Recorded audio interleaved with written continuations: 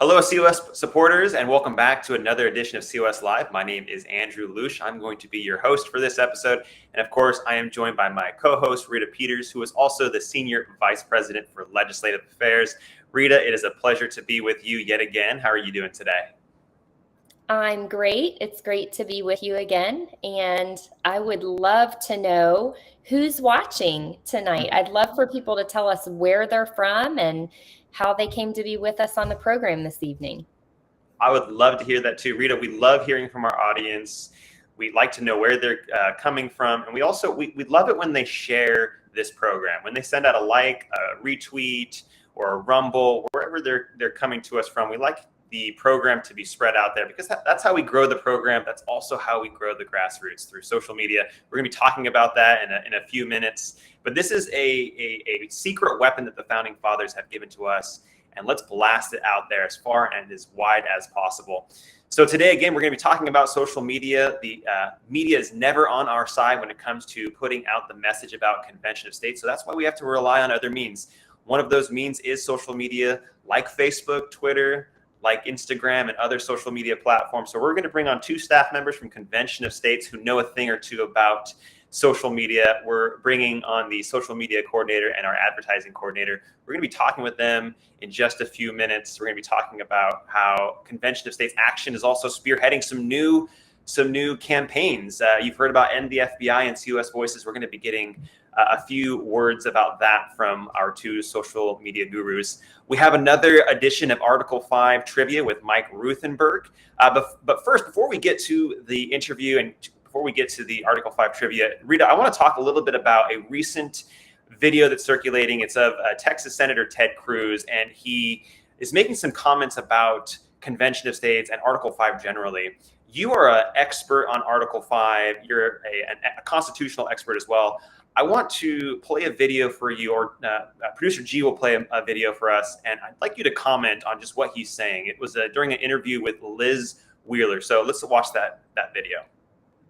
Is it possible or is it legal to call a convention of the states and only allow that convention to have a limited scope, such as to consider only an amendment related to a balanced budget or related to term limits, and not to have this broad authority to discuss anything else? So it's a great question. It's a hard question. And the simple answer is nobody knows. So there have been states that have passed calls for a convention of states specifically limited to amendments to rein in federal spending, specifically limited to amendments to call for a balanced budget, specifically limited to amendments for term limits. It is an open legal question whether those limited calls actually have legal force. If you look at the Constitutional Convention, where we got our Constitution to begin with, we had the Articles of Confederation, which were too weak. They weren't working. The initial cut at forming a country after we won our independence from Great Britain, the Articles of Confederation were such a weak federal government that it wasn't effective. And so we had a gathering that was designed to propose amendments to the Articles of Confederation. They met in Philadelphia. Instead of proposing amendments, they threw the thing out entirely and they drafted the United States Constitution. So the history of our country, the last convention we had that was gathered for the purpose of proposing amendments, didn't propose amendments at all. They drafted something brand new that replaced it altogether. That's one of the reasons that concerns those conservative skeptics of a convention of states, is that history is there. Rita, Ted Cruz, Senator Ted Cruz, he's a heavy hitter within the Convention of States, or within the conservative movement. But Convention of States has a bunch of heavy hitters that support Convention of States, like Mark Levin, Governor Ron DeSantis, Senator Rand Paul, Texas Governor Greg Abbott, and the list goes on. There's Ben Shapiro. There's many others who support Convention of States. But Ted Cruz has been somewhat squishy on this issue. What is your reaction to what he was saying in that clip? It is just so frustrating, Andrew. You know, he says that it's a really hard question whether these applications for a convention to propose amendments have any legal validity or not, because they limit the scope of the convention to discussing a particular type of amendment. And he says it as if he has some authority on this, but he's just wrong. It's not an open legal question whether those applications are valid. They are valid. Of course, the states can limit the scope of a convention to propose amendments, that they are the ones who call a convention for proposing amendments. And throughout history, we have a long history of interstate conventions throughout America, before and after the 1787 convention. And that's what the convention method that we have in Article history of interstate conventions, where the states get together to discuss topics of importance. And when the states called those interstate meetings, they always set the agenda. They always specified what it was they wanted to talk about or what the problem was they wanted to solve. So of course the states can limit the scope of a convention of the states. And then the second thing that I have to point out that was really frustrating is he trots out the old, line, the old myth about how the 1787 convention was a runaway. And he states and sounds very certain that the Philadelphia Convention was called to propose amendments to the Articles of Confederation. And that's just not true. That is not their reason for being there. He is assuming that the Confederation Congress is the one who called the states into convention, but that's not how it happened. The Confederation Congress had no authority to do that under the Articles of Confederation. It was, in fact, the states themselves, pursuant to their residual sovereignty, that called themselves to Philadelphia to render the Constitution adequate to the exigencies of the Union. And so, unfortunately, Senator Cruz just has it wrong. And I just wish he would, take some time to read the wealth of legal authority and constitutional scholarship that is available to him, and he could have those questions answered quite easily. Mm-hmm. Rita, I want us to watch one more clip, because it's the same interview, but he's kind of going in one direction and then he swivels into a different direction, which was really unexpected. So let's watch this clip for a second, and then we'll get some more reaction. I actually have a bit of an interesting history on the question of convention of states. When I first ran for Senate in 2012, I was out campaigning, and I was asked back in 2011, what do you think of a convention of states? And at the time, I vocally and vigorously advocated. I said, this is a great idea. We ought to do this. Washington doesn't listen to us. We ought to use this constitutional mechanism to force a convention of the states. And it was an interesting issue. It's one of the very few issues in my whole time in public life in which I have significantly changed my position on an issue. And what happened is I was campaigning across Texas, and I'd go stand in front of grassroots groups. I'd stand in front of Republican women's groups. I'd stand in front of Tea Party groups. More and more individual citizens raised very significant concerns, in particular Eagle Forum, which is a national organization mostly of conservative women across the country. Phyllis Schlafly founded Eagle Forum. They had very serious concerns that a convention of the states would become a runaway convention. A runaway convention is that you convene a convention for the purpose of, say, proposing a term limits amendment, and suddenly instead it proposes amendments to take away our religious liberty, take away our free speech rights, take away our Second Amendment rights, to radically rewrite the Constitution to put left-wing ideas into it. And it struck me how many grassroots activists were genuinely and deeply and seriously concerned about that prospect and that risk. And so back in 2011, 2012, when I was running for Senate, after listening to literally hundreds of activists disagree strenuously with me on the wisdom of a convention of states, I made the decision. I said, all right, I'm going to listen to the grassroots. And so I'm going to listen to them and no longer advocate for them. And so I changed my views, and I did so transparently. I said I advocated for this. Activists spoke out vigorously against it. And I was persuaded I'm going to listen to the activists and not press for it anymore. Now, what's interesting, that was a decade ago. The world has changed a lot in a decade. In a decade, our national debt has grown by tens of trillions of dollars. In a decade, the abuse of Washington has gotten worse. In a decade, the swamp has gotten swampier. The career politicians in both parties are listening to the American people even less. And in my view, I think the momentum behind a convention of states is growing and growing and growing. Today, at the grassroots level, I see much, much more momentum for a convention of states than there was a decade ago. When I was advocating it for a decade ago, there was not a huge push behind it. Now it is growing more and more and more. And I got to say, the opposition, as I see it, has diminished dramatically. That the conservatives who were raising concerns about it, I think they're so frustrated with Washington that their attitude is, it's hard to see things getting any worse. So my view is either Congress will listen, and historically what's happened, there have been previous moves to have a convention of the states.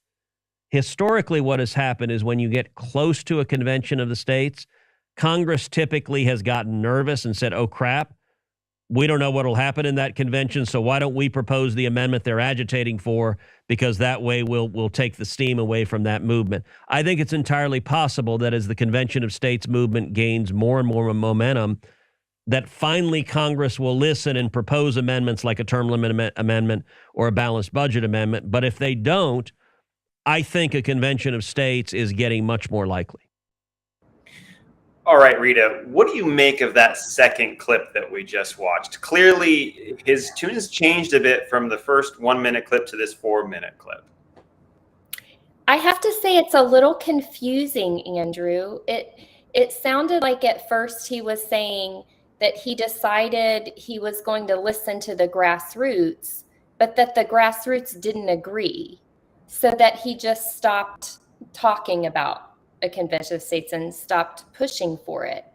I have to say, I am really pleased to see him recognize the amazing momentum that is building country for a convention of states, as more and more Americans are recognizing that change in Washington is not going to happen from within Washington. It's only going to happen from the outside in. In other words, it's going to happen when the states use their power under Article 5 to impose the change that we need in Washington. More and more Americans are recognizing that and are stepping up to do their part. They are speaking out to their state legislators, who are the ones who have the power to implement this constitutional solution to the dysfunction in our country today. And it's so exciting that we see that, and it's exciting as well to see Senator Cruz see that as well. Now, the final thing I want to say about that clip is, Americans today, I believe, are looking for the people who will be leaders in this effort, not for the people who are going to say, oh, yeah, I see that now there's a lot of momentum. A lot of people are supporting. We've gotten more and more states. Now we'll jump on and be a supporter. Americans want leaders. We want to see more people like Senator Rick Santorum, who has said, I see that this constitutional solution is the only one that's really going to bring the structural reform that we need in this country. And so I am going to lead the way. Couldn't agree more with you, Rita. You cut out there for a second, but yeah, we do need leaders like Senator Rick Santorum who are willing to give it all they got, not just jump on the bandwagon when it's politically advantageous for them. There was one thing that he said though that I think was really inspiring, or something that I really loved. He talked about the opposition's getting quieter, and for convention of states, that's just amazing because it shows that their arguments just don't hold water. They never held water, but now more and more people are starting to see that the opposition really doesn't make any sense with their arguments. So I think Senator Ted Cruz, he should tune in at some point to the Article 5 trivia giveaway, and he could get some education on everything related to Article 5. And Rita, with that, we're going to send it over to Mike.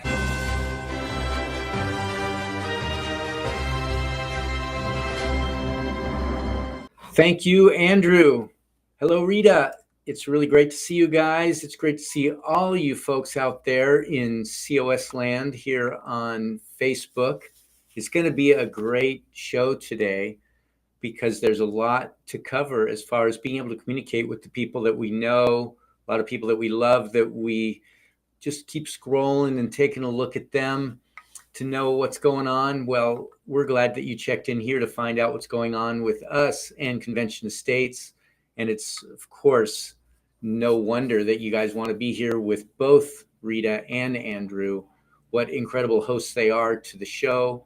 And I'm glad to be here. And it's going to be really wonderful to hear what Nate has to say and what Jillian has to say, because they are really doing a great job of making things happen. And I don't know about you, but I'm kind of thinking that Nate, what a great young, amazing face for COS he can be, kind of like a Will Witt or something like that for a Convention of States. So give him some encouragement, put in the notes what you think about Nate and Jillian, both amazing, amazing people. And right now I'm going to jump into the COS trivia. It's a good question. I hope that a whole lot of you guys are going to be answering. Not only is it really great to know that you know the answer to this question, but of course, all the comments that you make help this to be able to become a little bit more popular, a little bit more viral, thanks to your participation, because that's what it's all about. When it comes to social media, engagement is what it's all about. So don't be afraid to give some thumbs up. Don't be afraid to put in your comments and to teach us something that you know. So right now I'm going to give away one of these cool I Will Not Comply t-shirts, because that's our duty, right? To not comply with the will of tyrants. So I wear this shirt around. People always ask me, hey, I like your shirt. I get the thumbs up. Yesterday I was wearing my COS shirt, and the guy says, love your shirt. Got the thumbs up as I was wearing it while I was on a walk with Tanya, with my wife. So if you don't win this shirt and you want to have that kind of attention, all you got to do is go to shopconventionestates.com to the store and pick out anything you want. We have a great variety of shirts and other fun swag. But anyway, now on to Article 5 trivia. You guys probably remember, I certainly do, that the 13th of August, that was our 9th anniversary with Convention of States. And I go all the way back that far. And I remember when we first launched the Convention of States project. And what I want to know is which #1 best-selling book kickstarted our Article 5 Convention of States movement. And I'm not going to give you any hints because you should know this, because it's a super important book. And when I get back, I'm going to tell you not only what book it is, but some real about the book that you'll know have given us an incredible start, incredible rise in the Article 5 movement. So I'll be back in a little bit. Back to you, Andrew and Rita. Thanks, Mike. Well, joining us today, we have Nate Stringer, who is the social media coordinator with Convention of States Action. And we also have Jillian Evans, who is our advertising coordinator. Both of them are recent hires for Convention of States. They've come onto the national staff. We're glad to have both of them, and we're glad to have you on this program today. Thank you both for joining us. I want to start off our interview just kind of getting to know you a little bit more. The audience doesn't really know too much about you, so I'd love for both of you to share just a little bit about who you are, where you came from, and why you decided to join Convention of States Action. And Jillian, I'd love for you to start. Okay, so I came to COS about like 3 months ago, and I have a background in public relations and digital marketing, and then also education as well, which I taught a lot of like these marketing principles, communication principles. And so then I did a lot of like freelance things on the side too while I was teaching. And then eventually it kind of opened my way back into like the digital landscape. And so about a year ago, I came back full time into social media marketing. And then that's where I met Nate. He came on at that same company with me. I think it was like October. And so he and I have been working together for almost a year now. And then we both came to COS with our current boss, the communications director. And it has just been an amazing, amazing place that we are at. And when I first came on, Nate and I were both doing social media, and I was going to be more the paid side. He was more organic. And then it kind of evolved to just like a general advertising position. So Nate is full on social media, everything social media. And then I am everything advertising, like social media, and then these other avenues as well, which a lot of that is new to me. Some of it's not, but some is, at least like on this big scale that we're doing things on. And so it has been really fun learning all the ins and outs of, advertising and how things have changed, but also doing like political advertising. That's been really fun. All right, Nate, same question to you. A little bit about yourself, where you come from, and how and why you decided to join Convention of States Action. Sure. Thanks, Andrew. So I studied marketing and communication in college, and I really enjoyed the marketing. I really enjoyed the aspect of creating designs, creating videos, GIFs, captions, really the aspect of social media marketing. And I had grown up with social media, so I decided to move my marketing work into social media marketing. And I was at one organization for a bit, and then the opportunity arose to join Convention of States. And I love the organization. I love what the organization stands for. And that's kind of how I came into the role that I'm in now. And both of you are fairly new to Convention of States. Again, I kind of said at the beginning that you're new hires. Can you share a little bit about that process? What it was like getting into your roles here at Convention of States? What was the onboarding process like? And what is something that surprised you about coming into Convention of States? I can go ahead and start. I think the onboarding process, it was awesome. Everyone was so helpful. And that's one thing that kind of surprised me about Convention of States is how soon I was welcomed into the Convention of States family. Everyone was so helpful in getting me educated on things about Convention of States that I had never heard of before. So really, the family aspect of working at Convention of States was surprising. And it was really helpful for me when I was getting onboarded to the organization. Yeah, so I'll echo what Nate said, where just the whole atmosphere was unlike anything that I've ever experienced. And I've had several jobs over the years. And, people always claim, oh, we're a family. But some of these families are like really toxic, and you're like, oh, great. But no, COS said that, and then part of me was just like, oh, great. But no, COS really is like, it is amazing here. And whenever I first started, about like 2 weeks into me starting, I had some serious like medical issues come up. And again, was like kind of worried, like, okay, just started this job. I'm already having to take time off, already being kind of flaky with certain things. And everyone was so supportive and so encouraging, and just came alongside me and like lifted me up however they could. And that to me was just unheard of, because I was a stranger pretty much to everybody. But then everyone was so generous and kind and willing to help, like Nate said. And so it was a night and day difference from a lot of my previous employments that I've had, and I absolutely love it here. So it's been great. That's great to hear. I'd love for you both to share with our audience why social media and online advertising is so important to what we're doing at Convention of States. So, Jillian, why don't we start with you first on that one?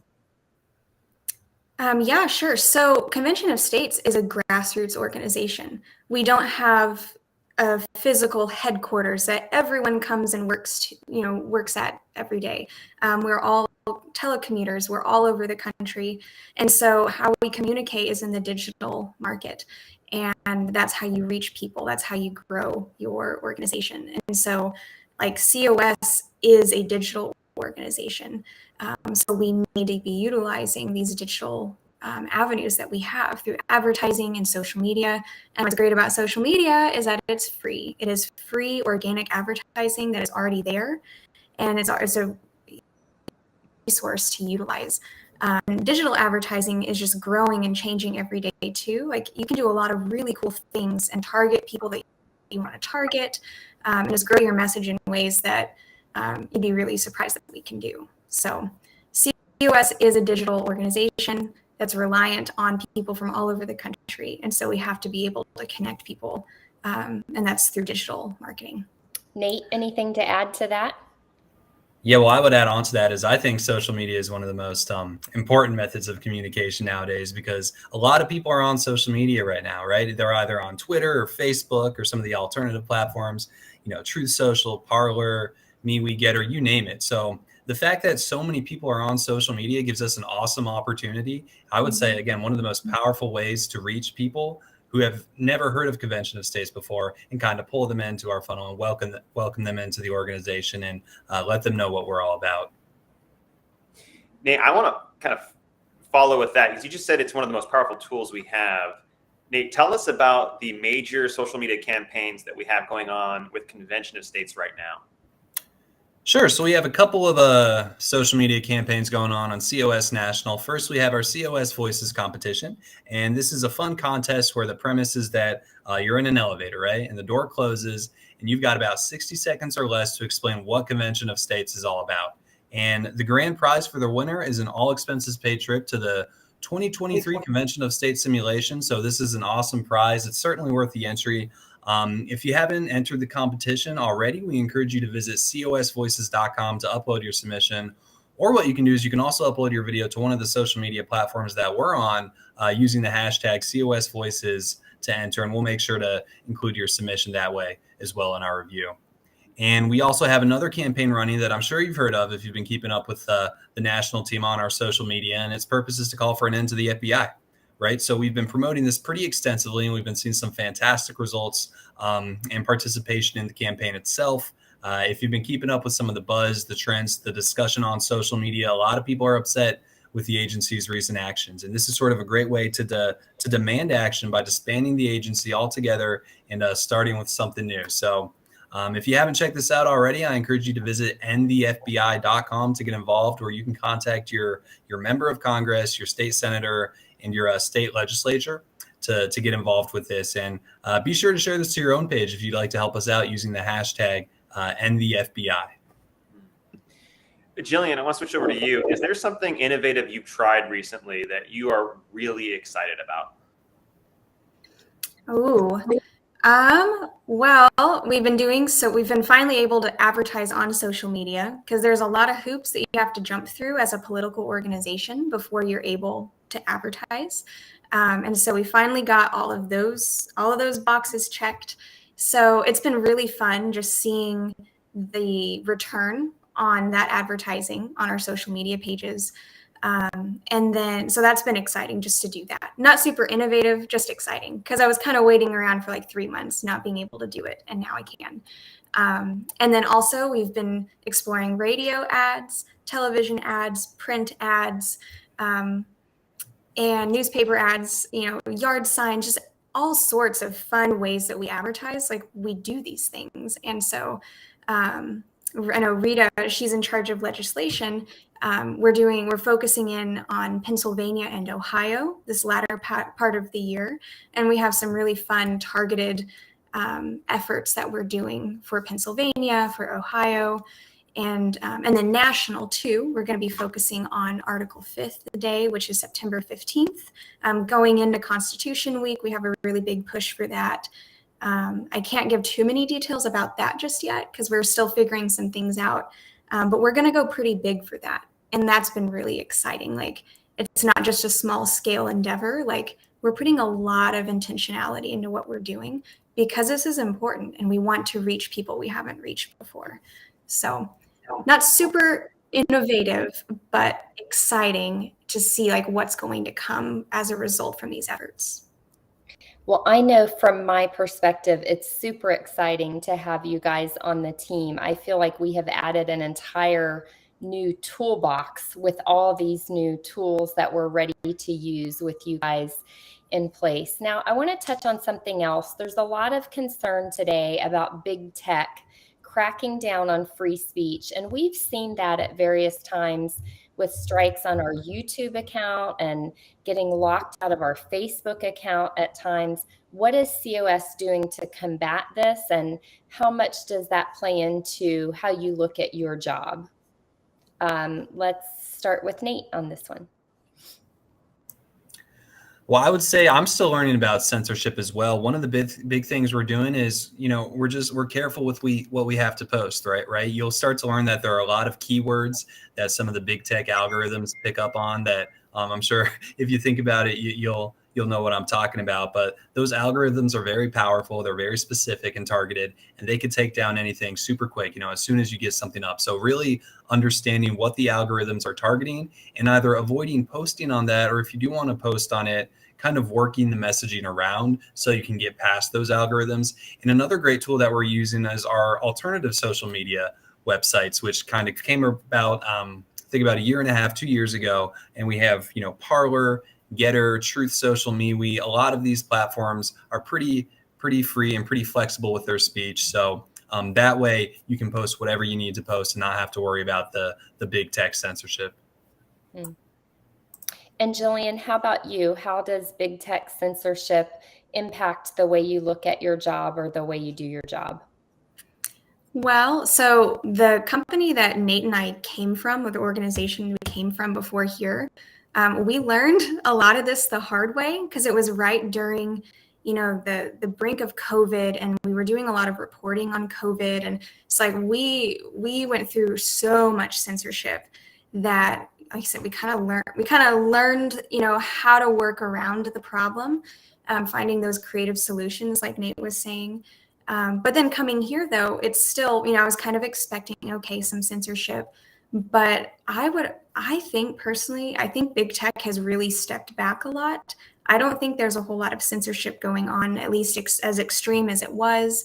You have to post something pretty racy for it to be flagged as anything. And a lot of what we post at COS isn't very controversial. It's not going to be labeled as misinformation or any of those other flags that they have. So I personally haven't seen it while being here, but Nate and I have also been taking a lot of precautions in our wording and how we are approaching certain situations as well. But something we do have to be very mindful of is our tax status. And we can't post certain things to certain pages with certain language because of our nonprofit status and the different classifications we have with that. So that's been more of the learning curve for me personally, with our advertising and our posting, making sure we don't violate that language, with our tax status, more so than just censorship with big tech. So Nate could maybe speak more to that, but I personally haven't seen any issues. Yeah, Jillian, we haven't run into too many issues so far with Convention of States. I think a lot of it is because we're not really speaking to, topics that are considered, censorable by big tech. Another thing that both of you are involved in is the Social Media Warrior program with Convention of States, which is an online team of volunteers that are across the country. Jillian, I want to go back to you. Can you describe this team, why it's so important, maybe give an example of a mission that the Social Media Warriors do, and then explain how people can get involved in the Social Media Warrior program? Right, yeah. So the Social Media Warrior program is open to any of our grassroots who want to take that next step to be involved. And so it is our grassroots social team. So if you sign up and you want to volunteer social with the Convention of States, then you can use your own social media to be an online warrior for us. And so Nate, every Thursday, he puts out these tips that we have. I help with it as well, with the tips, but he does the missions is what he does, and where we just take our biggest stories, or we take some maybe a video that is kind of negative on COS, or somebody made a comment about something, and I'll let Nate speak more to this when I'm done. But it's just a chance for just our everyday volunteer to be oh, well, I can go and comment on that, and help help fight some of these rumors with truth. or I can share that to my page and share this with my friends kind of thing. Like, it's just a really passive way to help grow our reach for COS. And so we are always taking on new people who want to be in the Social Media Warrior program. So yeah, if you're wanting to be involved, it's there at the bottom of your screen, where you can just go online and sign up if you are interested in being a part of that. We'd really appreciate it. Nate, talk a little bit about the missions. Jillian just mentioned that you kind of oversee that aspect of it. Maybe talk about the missions and just maybe a few additional comments about the Social Media Warrior program. Yeah, so typically, I mean, the social media warriors are my best friend, right? Because I can only do so much as a social media coordinator, but when we have those grassroots volunteers helping out, it's a huge help to help complete some of our social media missions. And usually that involves sharing a few articles or a few videos or a few campaigns that we really want to have help with. But there are also a lot of false narratives going around Convention of States right now from people you wouldn't even expect to be spreading them. And we really like to have the social media warriors kind of step up and go into maybe the comments or onto the videos and just kind of, take the opportunity to educate the people that are spreading some, misinformation about our organization and some of the people in the comments as well. So we can help steer people in the right direction with accurate information to help out our organization and our cause. And if you want to get involved, please feel free to reach out to myself on social media. You can just message the National Convention of States Facebook or Instagram page, and I'll be sure to help you get set up there. You heard it here, everyone. If you want to be Nate's best friend, join the Convention of States Social Media Warriors team. We always are really looking for help there. Go to conventionofstates.com and click on the Take Action page, and Nate will be happy to get you started. So yeah, as Andrew was saying, Nate, Jillian, thanks so much for being with us today. We are thrilled to have you on the team and can't wait to see the greater lengths to which Convention of States will be able to go in fulfilling our mission with you guys aboard. So thanks for being with us today. Thank you for having us. With that, we're going to go over to Mike, who has our Article 5 trivia answer. Mike, back to you.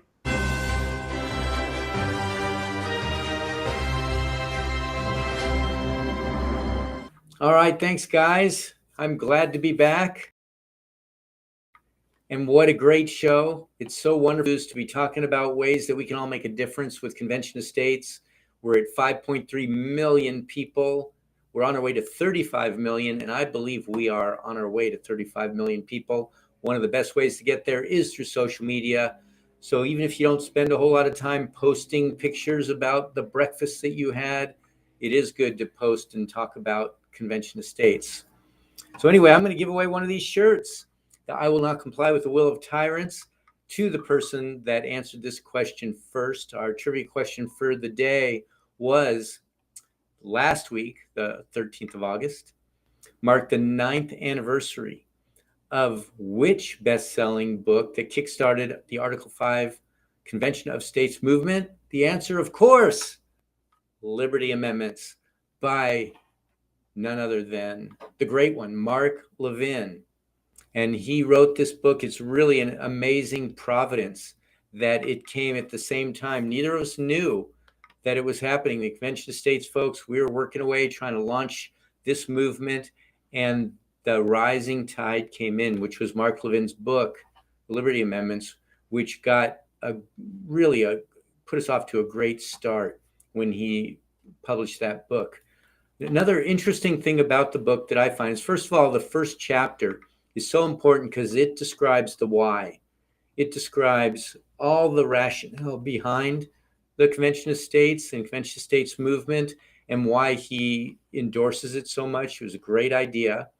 And then he goes on in the other chapters to talk about 11 different amendments that he would propose. Imagine the brains of this person to be able to figure this out. And you probably know that Mark Levin was part of the Reagan administration. He's a constitutional attorney, nationally syndicated radio host, and really a brainchild behind a lot of what we're doing because of the 11 Liberty Amendments, as he calls them in his book. 8 of them would be germane to our imposing term limits imposing fiscal restraints and reducing the size, scope, and jurisdiction of the federal government that are in the application, that we've passed through 19 states already. I shouldn't say we. Well, God's certainly involved, but you, the people in all the states, are passing this resolution. Of course, we need to get to 34. We're on our way. I have no doubt that we're going to get there. And thanks to people like Mark Levin that perennially has Mark Meckler on for updates. Sometimes if there's something really interesting to talk about that's particularly timely, Mark will seek out Mark Levin will, in order to get him on a show because he's so interested. He's a great champion of ours. He is signed on our legal board of reference. He is a big time endorser of Convention of States. And we are so blessed that this providence happened at the same exact time. And I think that there's a reason for it. So thanks so much for having me, you guys. I hope you were the one that won. Again, if not, we'll see you hopefully at the store, shop, conventionestates.com, to get your own favorite t-shirt. And until next week, bye for now. We do this show every week because we believe in America, the greatest nation that has ever existed. But what is being done to America by swamp monsters in DC is a violation of everything that made her special. The founders knew this might happen, and they gave us a plan to fight back. In Article 5 of the Constitution, they inserted a fail-safe, a convention of states for proposing amendments to rein in federal tyranny. We're organizing where we, the people, have the advantage in the states. And the best part, neither the president nor Congress can do a thing to stop us. The states are agreeing in advance to discuss amendment proposals on 3 topics: term limits, fiscal restraints on Congress, and limits on the size and scope of the federal government. This is truly a solution as big as our nation's problems. So join Governor Ron DeSantis, Ben Shapiro, Senator Rand Paul, Ben Carson, Mark Levin, and millions of liberty-loving patriots by signing and sharing the petition at conventionofstates.com. Then click the Take Action tab to help us save America. We talked a lot about social media today, so I got to talk about how you can follow us on all of the social media platforms where Convention of States has a presence. We're on Rumble, MeWe, Facebook, Twitter, Parler, YouTube, Instagram, Getter, and TikTok. Please follow us, like the content that you see there, and share that content out. Get it out to as many people as possible so that we can get to the very first Article 5 Convention of States. You can also listen to this program and all of our historical legacy content on our Convention of States podcast. Just search Convention of States wherever you podcast from. You can text START to 54555 to bypass big tech and to get important COS messages and updates. Again, that's START to 54555. Please check out the Battle Cry with COS co-founder and president Mark Meckler. It's on Sunday nights at 8 p.m. Eastern Time. Well, we'll see you next Tuesday for another edition of COS Live at 6 p.m. Eastern Time. Remember, politics is not just a spectator sport. You got to get in the fight. You got to get on the front lines if you really want to save your country, and your country needs you. All right, we'll see you next week.